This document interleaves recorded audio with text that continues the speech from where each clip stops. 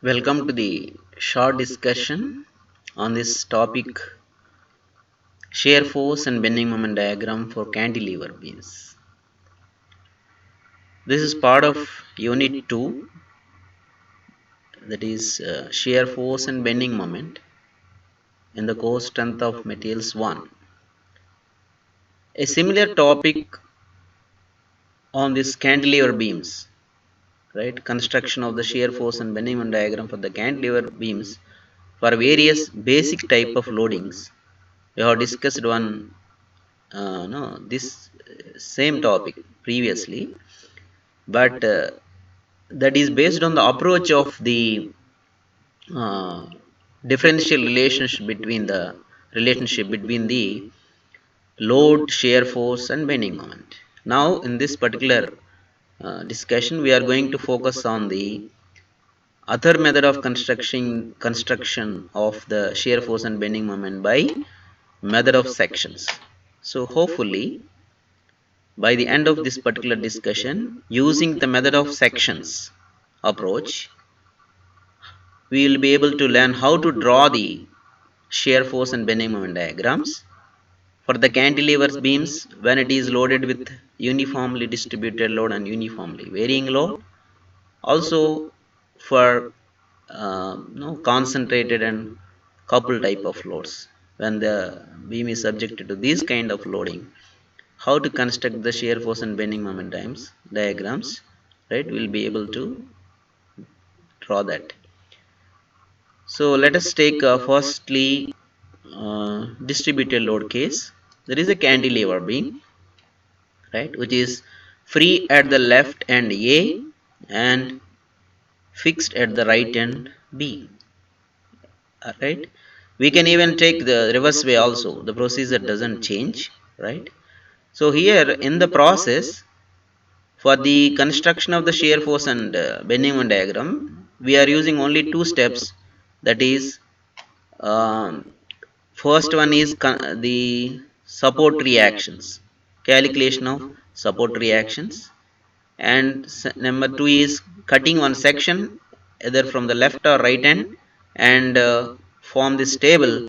With the help of this particular table and expression for Vx and Mx, we will be able to construct the shear force and bending moment diagram. Okay, and this same procedure can be applicable for the simply supported beam with various kinds of loadings also, right? And another advantage in the case of cantilevers is that we can skip the first step. That means we can even no, without finding support reactions, you can construct this because one end is free. You can start taking the sections from the free end. So without even doing the first step, you can directly go to the second step. So in the method of sections approach, the simply what you are going to do is you are going to take a section somewhere in the no uh, beam somewhere where at a distance x, either from the left end or from the right end, and then how many segments or sections you are going to take, that depends upon the loading, right? If the loading is no continuing from the beginning to end, such as this case, only one section is sufficient enough. So it is a very simple problem. Just right away in one step you can get the solution. So what you are going to do here is basically you are going to take a section, right, somewhere at a distance x, right? Preferably I recommend that no, in the case of cantilever beam you go from the free end because you can skip this even the process of finding the support reactions. One can even find out taking the section from right end, but in that case you are supposed to find the support reactions, right? So for the simplicity sake of simple calculation, I am taking the section from the free end. So if this, see, after taking this section, remember that the section should be always the free body diagram of the so this particular tabulation you have to prepare. So these are very simple. What is the portion you are taking, right? How many portion, or you can even call this one as a segment. So the portion or segment you take, so let's say in this case it is ax. and you don't have to take any more sections. One section is sufficient. And after in the free body diagram, what you do is always represent your free body diagram with point loads only. Even if there are UDL, UVL, or any other kinds of loads available, you should convert them into equivalent point load, right? So you can take the equivalent point load code. So free body diagram must always make sure that your free body diagram is in terms of the converted point loads only. So then it will be easy for your calculation of, or what you call, writing the expression of for Vx and Mx, right? And remember also the origin should be either left hand or right hand. If you are taking section from left hand, your origin should be always A, right? That means in this case it is A. That means either left hand should be the origin or right hand should be the origin, not in between any points. I cannot take an X as the origin, right? Then limits, or whatever the distance, the means whatever the expression is applicable.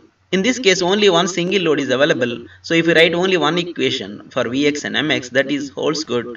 That particular equation holds good for the entire stretch of the beam. So Vx and Mx. So once you are done your able to write expression for Vx and Mx, you are done almostly. For the construction of the your shear force diagram is very simple once after you have done Vx and Mx, right?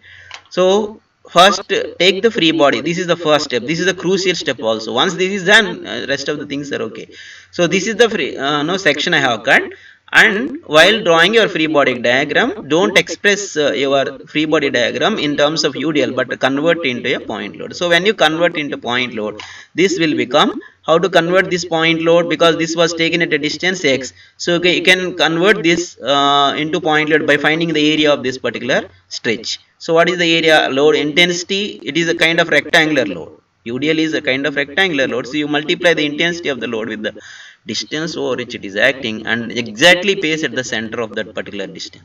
So W times x placed at a distance of x by 2 from either side. So this is the free body. Once this free body diagram is done, then rest of the things are okay. So now your origin is going to be A, and your limits are, this equation holds good from this origin to the this side, full right side. So 0 to L become my limits, and Vx is equal to, so basically your Ex, I am trying to calculate the shear force here. So what is going to be my shear force? Whatever the vertical components are there, you simply add them. Just before Xx, no other forces are there except Wx. So Wx becomes my Vx. Okay. Now if I want bending moment at this location, remember this is your point of focus. You are trying to calculate shear force or bending moment at this section only. So everything should be seen with respect to this xx. So Wx is the only force which is there up to the left, right? So when I take a section, means you should simply forget about the second and other part of it. This is the only part I am going to consider in my free body diagram, right? So xx, so that means when I cut this at this location, I will be having shear force, right? I will be having a shear force here to counteract the, for the section to be in equilibrium, there should be a shear force here, and there is a there must be a bending moment like this. This is what I am writing now. This is your my Vx, and this is my Mx. These things only I am writing here. So Vx shear force at this section is equal to whatever the force is, algebraic vertical components. No vertical component is there except Wx. So that one becomes my shear force. And Mx is nothing but force times the distance. No other forces are there except Wx. And what is the distance of that particular force to the section xx is x by 2. So Wx times x by 2 becomes my moment. And you must follow the sign convention always. This is very crucial. So whether it is method of section or your differential equations, you follow the standard sign convention that you are going to use, right? For what is the positive moment? So if this is your section, say this is your section xx, okay, the positive moment is when you are on the no, you are moving from left to right, your positive moments are clockwise moments are positive. So in our case this is an anti-clockwise, this is positive, right? That means the other one, one direction means clockwise positive means anti-clockwise automatically negative, because this is a anti-clockwise moment. So I am taken minus wx times x by 2. Okay, so with the help of this one I can plot the shear force. So how to plot that? So I can put the limits up, lower and upper limits. I can plot it easily. So the lower limits is put x equal to 0 in this. So my shear force at 0, 0 means at A. So shear force here will be 0, and shear force at the distance L is becomes WL. So this ordinate is going to be WL, right? And that particular WL what you are going to get, this is also coming to the sign convention. So on the left of the section downward forces are negative. So this is a downward force, left of the section downward forces are going to be negative, therefore this becomes a negative side value. So that's why I am drawing down. So minus, what is the magnitude?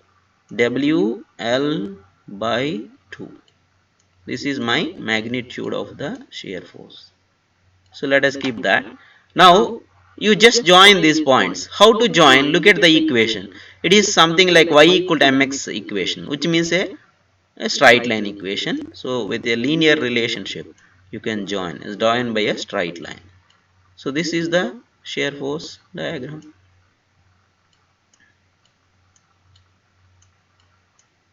For this particular loading, this is the shear force. 0 here, WL, what is that?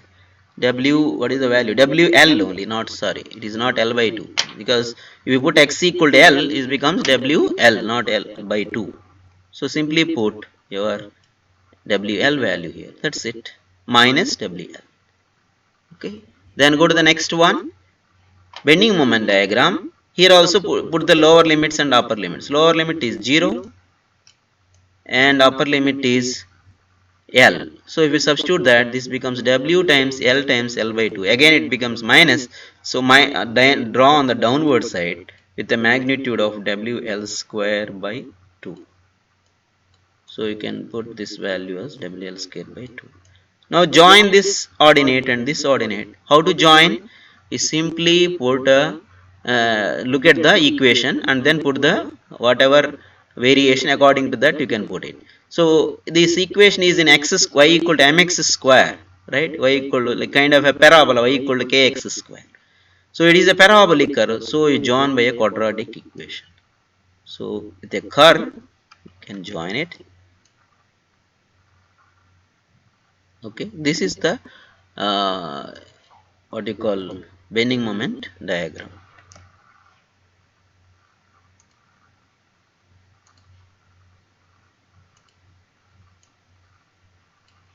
Okay, this is going to be my bending moment diagram with a negative ordinate. That's all. So for illustration, just no, it is you have a choice. If somebody wants to find out from the right end, right, you take a section from the right end, that also you can do. As I told you, you can find out from right end also. Only thing is you have a little more no calculations that you require to find out this support reactions. Okay, of course easy in this case, but sometimes when the loading is no combined loading, and you may get a little complication in the support reactions. Okay, so here support reactions, of course WL, and the moment is going to be WL square by 2. So if these things I have discussed during the support reaction calculations, the essence of that is simply apply the equilibrium equations, you will get the support reactions. So you got WL square by 2 here, and this is WL, this is missing here, WL support reaction.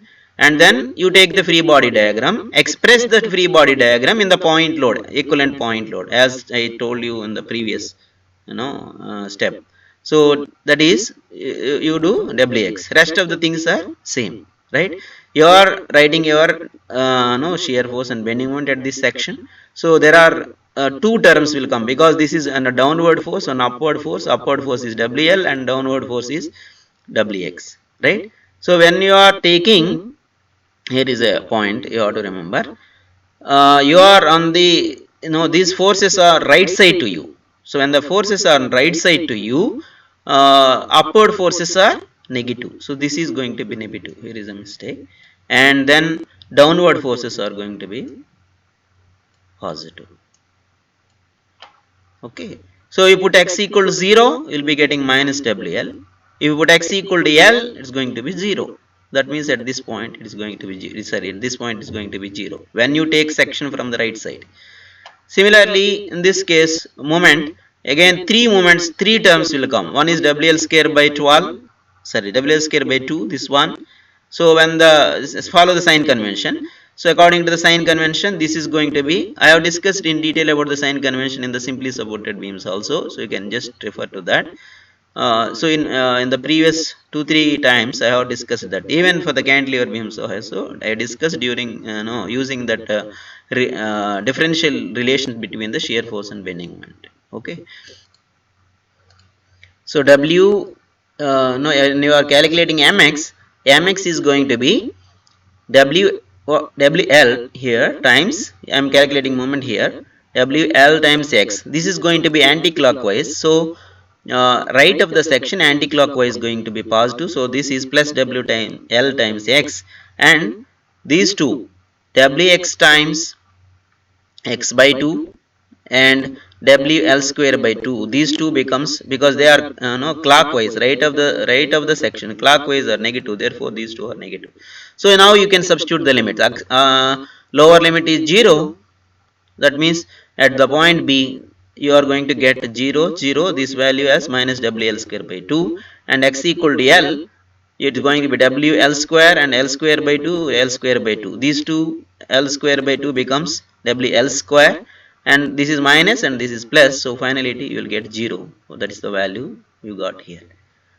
So you can take the section from the right hand or left hand.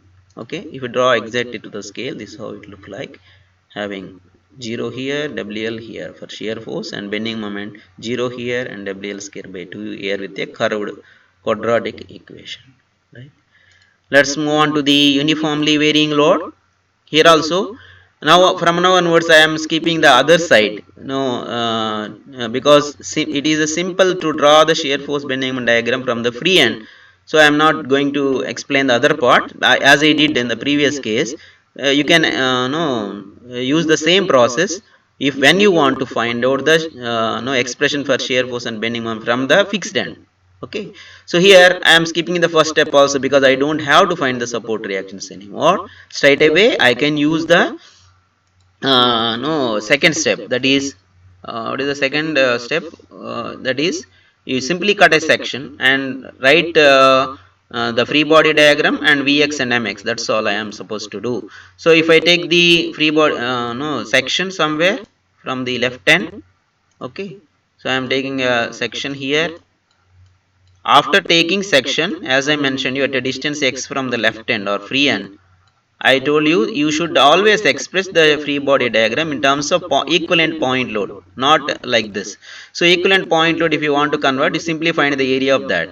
So how to find the area? It is a form of a triangle. So half times x times, what is the intensity of the load here? That if you find that, then we can convert that easily. So this can be done with the no, what, a linear relationship. At a distance of L, the intensity of the load is W naught. Okay, at a distance of L, the intensity of the load is W naught. Then at a distance of x, how much? So this is a simple linear relation. So I can say W naught x by L. So W naught x by L, you will be getting the intensity of the load, and then you find the area of that. Height is known, base is known, so you can find out W naught x by what you call W naught x by L, right? That's the load you got. So that W naught x by L times half times x. So becomes W naught x square by 2L. So this is your intensity of the loading. Okay. So that should be acting at the, not, this is not x by 2, right? So this is slightly wrong here. This is acting at the centroid, right? What is the centroid? For a triangle, The centroid will be from right angle, it is the right angle. From right angle it is x by 3, or from this side it is 2x by 3. So from the right angle only we want now, but because from x only we want, so this distance becomes x by 3. So of course other side it becomes 2x by 3. If you want this distance, this becomes your 2x by 3. Anyway we want only this distance. So now you can write your Vx and Mx. Your origin is left side, that is A. This is, let's call A, and this is B. So origin is A for you, and the limits are, this equation is uniformly varying throughout the length. So I can take only one section. So I can be valid, my equation can be valid from beginning to the end. That means 0 to L. Now you write a Vx. There is only one load left of Xx. That becomes my shear force at that section. So Wx square by 2, W naught x square by 2L. And whereas bending moment becomes this particular term multiplied by the distance. So Wx square by 2L times my x by 3. That's all. Okay. So with the help of this, substituting the lower and upper limits, I can simply construct the bending moment diagram. So let's take x equal to 0 here. What is the shear force? 0. Put x equal to L in this equation. W L square by, right, W naught L square by 2L. That becomes W L square by L by 2. Right. So 0 here. Right. And following the sign convention, you are on the no, the left, you are on the left side of the section. Downward force becomes negative. So this is going to be drawn on the negative side. Okay. And what is the ordinate here? This ordinate is going to be, the ordinate that you are going to get is W naught L by 2. So draw that. Take that ordinate, minus W naught L by 2, and join that with the beginning ordinate 0. How to join? Look at the equation, and what is the no kind of equation we are having. It is a second order quadratic equation, like a parabolic equation. So join by a quadratic curve, not by straight line. So you join by a quadratic curve. That's all. This is my shear force diagram. Coming to the bending moment diagram, right? So shear force I discussed. Now bending moment. Look at this equation. Is a third order equation. Okay. Now that means you have to join by cubic parabola and substitute the lower and upper limits also here. So lower limit is 0. You substitute, because if you substitute 0 here, 0, 0, it becomes 0. And if you substitute L, it becomes W L square by 2 by 3. That means W L square by 6. So coming to the kind of moment here, this is also negative moments. Following the sign convention, left of the section clockwise moments are, no, anti-clockwise moment. This is anti-clockwise moment for you. You are at xx. So and left of the section anti-clockwise moments negative. Therefore here negative. So I should draw the ordinate below the axis, reference axis, or the origin or baseline. So I can draw this. What is the ordinate? This is negative, and WL square by 6. Ordinate is WL square by 6. This is the ordinate. Okay. Now join these two ordinates with the help of a cubic parabola. That's it. This is my bending moment diagram. So if you draw exactly to the scale, this is how it looks like. Second degree W with the ordinate of W naught L by 2, and here W naught L square by 6. Okay. Now let's move on to the point load. This is extremely, once you understand those two, I don't have to spend much time here. So let's look at here the free body diagram becomes this. Okay. If you take a section here, this is my free body diagram. So load becomes only, before the section only one load is there, and that is downwards according to the sign convention. Left of the sign section, downward forces are negative, so minus W. Coming to the moment, you will be getting W times X. Left of the section again moments are no acting, left of the section anti-clockwise also negative, so both are negative. So for the using the first equation, you can draw from 0 to L. There is only one ordinate, that is minus W. So you can construct that Vx equal to minus W. Throughout that you have only one ordinate, W, W here. Right. Next, you are having m equation. So put lower and upper limit here. Lower limit if you put here, it is 0, and upper limit if you put minus WL, so it goes down. So draw on the negative and downward side. Join by whether straight line or quadratic curve or cubic curve.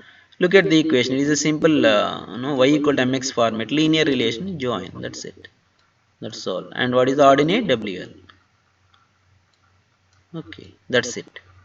You got the shear force and bending moment. This is your bending moment diagram, and this is your shear force diagram. Okay, now if you want to see exactly onto the scale, this is how it look like. WL minus, and this is minus W throughout. All right. Then if you have couple kind of couple equation, okay, that's all here discussed. But even if there is a couple, right, that also you can draw. Suppose I have a couple here,